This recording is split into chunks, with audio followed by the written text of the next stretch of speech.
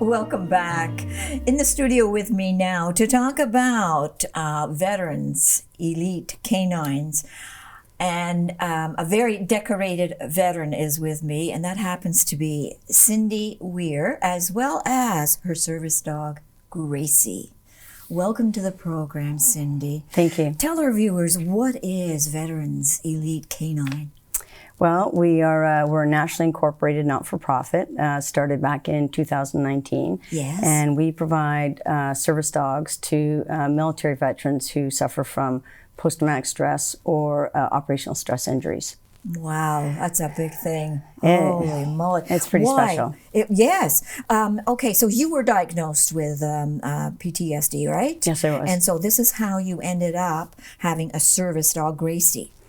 Eventually, Yes. It took a while. It did. I was out of the service for almost 10 years before I was diagnosed. Yes. And then I got out in 1991. So back then, we did not have the awareness and the understanding of mental health issues. So, Exactly. so between taking a very long time to get diagnosed, and then the shame that went with the diagnoses. So it wasn't until I got out in 1991. Yes. I was diagnosed somewhere around 2001. Didn't start using the service dog until 2019. Don't you wish you had done that earlier? Oh my gosh, yes, absolutely. The quality of life, that's what they bring us, right? So, but you know what, I have her now, so that's what's important. Exactly. And we can get more out, so. So you're local? Yes, we just moved to Brockville, September of last year, and I tell you, I feel like I won the lottery. I came here because I was looking for a stone house. I lived in Europe for 3 years, and I was in love with the stone house. So yes. I've been looking for a stone house with some property for a few years. And actually 2 came up in this area, but I ended up buying the one. Yes. And our intention is to put infrastructure there for the not-for-profit, so we can train dogs in-house, reducing the cost, and then having having continuity in the standard. That's great. Yeah. Oh my heavens, that is great. So tell our viewers where you served. Give us a little bit of background as to, you were overseas. I was. So I started in Greenwood, Nova Scotia, was my first posting. And from there I deployed to Israel with the United Nations United Nations disengagement? And Observer Force. Okay. Thank you. So we are part of the first 14 women who went in with I think it was 187 men, if I'm correct. I could be wrong. Yes. But so we were the first women in, and we were down to 13 very quickly. There were rules, and but that was incredible. It was my first time out of the country serving. And you've also been to the Gulf, have you not? Yes. So the Gulf War broke out when we were in Israel. So high alert, everything else, and then I had a very difficult time leaving because all my, I was leaving my brothers and sisters behind in a potential war zone, right? So I came back to Canada, and then I immediately volunteered to go to the Persian Gulf. Now at the time they were only taking volunteers. And I was down the last of the list. They just said, you just got back, you can't go. Right. And then I was the only volunteer. Oh. So I got to go. You got to go. I got to go. And it was pretty incredible again. And then being there after the war ended, I stayed behind, and we were the last aircraft out. So we broke down the base, sold, did whatever, returned stuff back to Germany and Canada. Yes. And then I came back home. Yeah, I did. Yeah. So, thank you for your service, number one. I should have done that right away. I apologize. No, you don't have to apologize. But as I tell people, it was my pleasure, my privilege to serve the country. You also have received several medals, commendations for your outstanding service, haven't you? I did. Yes. I did, but comparatively with the folks that are serving today, I'm a pretty small fish. There's people that I did the 2 deployments out of out of the country. Yeah. There's people who deploy now, 5, 6, 7, 10, 12. Yeah. It's just a constant rotation. But yes, I did, and yes. I am grateful for it. I think I received 3 while I was in uniform. One for the Golan Heights, one for the Persian Gulf. I got a Peacekeeper Medal for international service.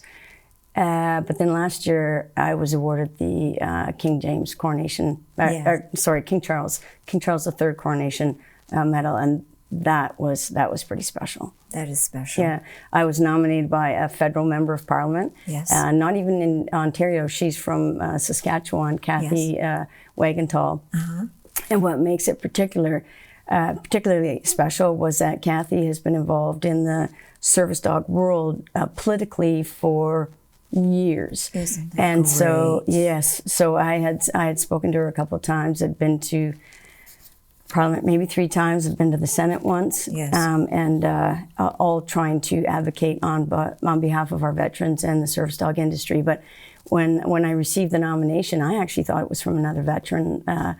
I was very surprised, and as I said, it made it pretty special coming from MP Wagenthal. So I would think so. Yeah. Yeah. Congratulations. Thank you. So, when you came home, your body was in great shape, but the mind started to play the games, didn't it? It actually. I wasn't in great shape, but I didn't know it. Okay. So I had MS at the time. I also had the undiagnosed PTSD. Both were undiagnosed. So I was having these weird neurological things happening. And of course, it's an invisible injury, much like the PTSD or PTSIs. Mm-hmm. You can't see it. So if I'm telling somebody my feet are tingling or whatever, the only thing that's visible is I ended up with Bell's palsy. So as I get very, very tired, stressed, or whatever, my face will pull a little bit more. Yes. Yes, that's understandable. But there were things going on that I had no explanation for, which made the mental health struggle even more difficult. Mm-hmm, mm-hmm. Yeah. So in 2018, you decided, long last, that yes, you would accept Gracie into your life. Well, it actually was another service dog? No, but there's so many people involved. It was my psychologist at first recognized the need. Okay. I would go to sessions and I would almost pass out. I'd get anxiety so high and panic attacks. So it got to the point where we were starting my sessions with me laying on the floor because I'd end up there anyways, right? And we did a visualization thing, and they were trying to figure out what could center me, what could bring me out of that state. And Gracie was my personal dog at the time. I do not recommend this, but I can explain why. But Gracie was a puppy. Oh, okay. And the vision that kept coming to me was Gracie. Yes. So we started to bring her into the sessions as a pup. And then that's when my doctor said she would see the benefit. She had never recommended a service dog before. She had never? No. Well, because there's so much that people don't understand and don't know. Yes. So I started the hunt for a service dog. Months and months and months. Most people, they don't return phone calls or emails, and it's not a negative thing. It's just that they're too busy. Yes. So I finally got through the Assistance of Veterans Affairs to an organization here in Ontario for a dog. Yeah. And I was told it was a 5 to 6 year wait list. Oh dear. Yeah, and they weren't adding any more to the list, and so. I was left stranded. Yes. So they had recommended that I train Gracie on my own as a service dog. Well, I had no skills other than all the puppy classes that she had attended. And because of my mental state, it actually made things worse. Mm-hmm. So we tried and unsuccessfully. Okay. And then we headed off on a holiday, which our last duty station was at Tyndall Air Force Base in North Florida.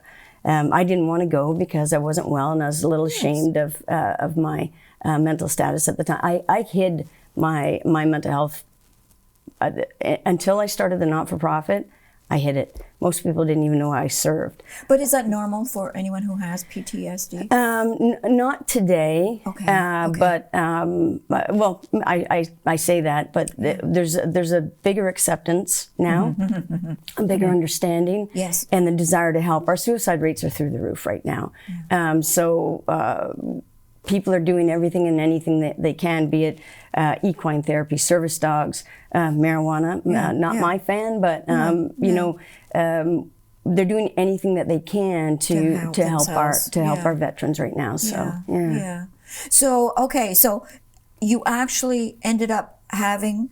Did you go to training? So, absolutely. So we went on said holiday, yes, and the whole time driving down, I was on my tablet looking for anywhere that could possibly assess Gracie, yes, to see if she would be suitable for a service dog and or buy a service dog. We're going to pay cash outright.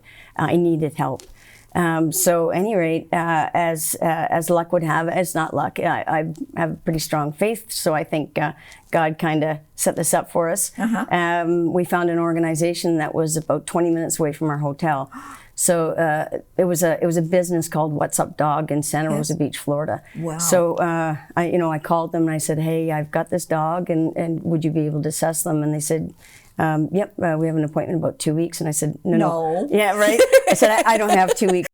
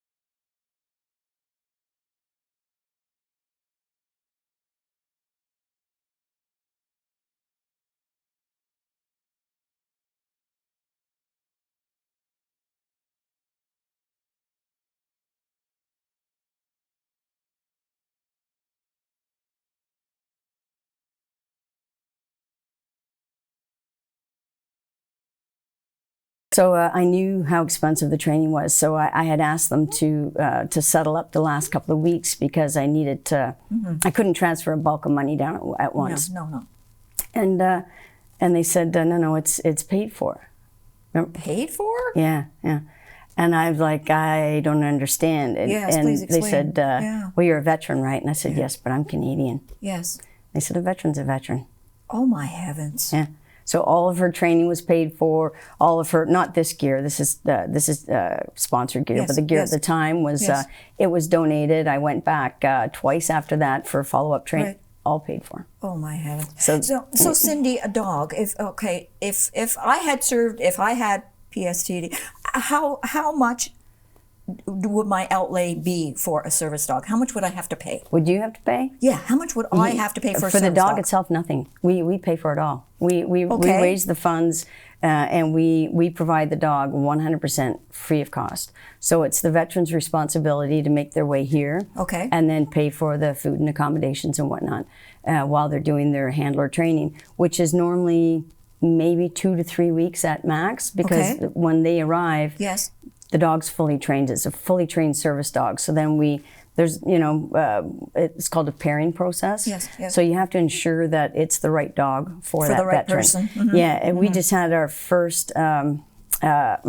call it an unsuccessful pairing because it was. Yes. And we had to recover the dog. It was heartbreaking for everybody. Yeah. And now the dog is now paired with somebody that can handle her and can give her the attention that she needs. Yes, because they're a lot of work. Everybody, I'd love to have a service dog. I wish I could take my dog to the mall. No, I wish I didn't have a service dog. Yeah. Right? But because they're 24/7, 365. The only time she is not with me is when I go for MRIs, and she sits right outside the door. Yes. I'll go in and there'll be one attendant with her, and I'll come out and there'll be 5. That's understandable. Yeah. So what's it cost for the training then?